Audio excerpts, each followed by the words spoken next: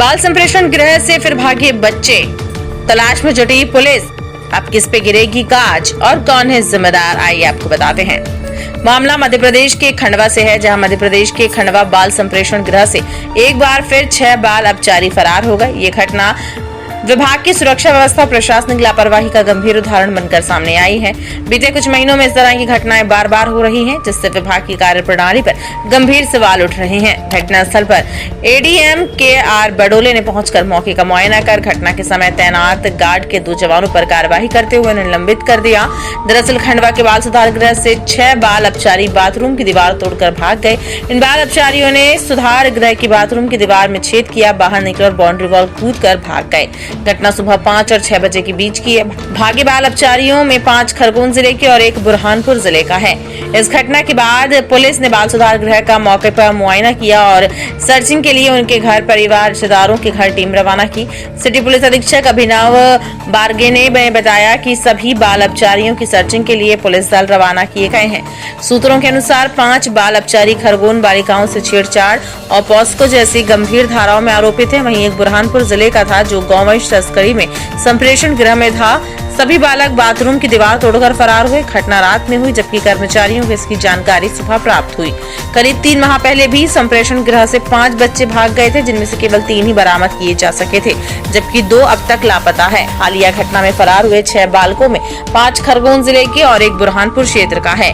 एक बार फिर बच्चों के भागने का तरीका लगभग समान है, बाथरूम की दीवार या खिड़की तोड़कर भाग निकलना। इससे स्पष्ट है कि विभाग ने पहले की घटनाओं से कोई सबक नहीं लिया और सुरक्षा के इंतजाम केवल कागजों तक सीमित हैं। सूत्रों के अनुसार खंडवा कलेक्टर ऋषभ गुप्ता ने पूर्व में बच्चों के भागने की घटनाओं पर बाल विकास अधिकारी को नोटिस जारी कर सख्त कार्यवाही के निर्देश दिए थे, लेकिन विभाग के वरिष्ठ अधिकारियों द्वारा मामले में लीपापोती कर दी गई। कुछ कर्मचारियों का औपचारिक स्थानांतरण तो हुआ, मगर मुख्य जिम्मेदारों पर कोई ठोस दंडात्मक कार्यवाही नहीं की गई। विभागीय सूत्रों के अनुसार बालक गृह की भोजन, पानी और रहने की व्यवस्था से असंतुष्ट हैं। कई बार बच्चों ने खाने की गुणवत्ता और सुविधाओं की कमी को लेकर शिकायत की, लेकिन उन्हें नजरअंदाज कर दिया गया। यही कारण है कि बालक बार बार भागने का प्रयास करते रहते हैं। जानकारी के मुताबिक महिला एवं बाल विकास अधिकारी जो आगरमालवा से स्थानांतरित होकर खंडवा जिला परियोजना अधिकारी के रूप में कार्यरत हैं, वह भी कई विवादों में रही हैं। सूत्र बताते हैं कि विभागीय कार्यों को पर्याप्त समय नहीं देती हैं, केवल टीएल बैठक या जनसुनवाई के दिन तक ही खंडवा में उपस्थित रहती हैं। इसके बाद वह टूर का हवाला देकर अनुपस्थित रहती हैं, जिससे विभागीय नियंत्रण कमजोर पड़ा है। हर बार घटना के बाद जांच शुरू होती है, लेकिन सुरक्षा व्यवस्था सुधारने के लिए कोई स्थायी कदम नहीं उठाया गया। लगातार हो रही इन घटनाओं से ये स्पष्ट है कि विभाग बालकों की सुरक्षा और पुनर्वास के दायित्व में पूरी तरह से विफल साबित हो रहा है। विशेषज्ञों का कहना है कि अब समय आ गया है जब विभाग को केवल नोटिस या जांच तक सीमित न रखकर वास्तविक सुधारात्मक कदम उठाने होंगे। संप्रेषण गृह की सुरक्षा, बच्चों निगरानी व्यवस्था को दुरुस्त किए बिना बच्चों का सुरक्षित संरक्षण संभव नहीं है। बाल संप्रेषण गृह नालदा से आज 6 बाल अपचारी फरार हो गए हैं। वहाँ पे मौका मुआवने से ये प्रतीत हुआ है कि जहाँ टॉयलेट था, 4-5 टॉयलेट थे, उनमें से एक टॉयलेट से उन्होंने दीवार में छेद किया और 5-7 ईंटें निकाली और उसके बाद में वो वहाँ पे छेद हुआ तो वहाँ से निकले और दीवार फांद के फरार हुए हैं।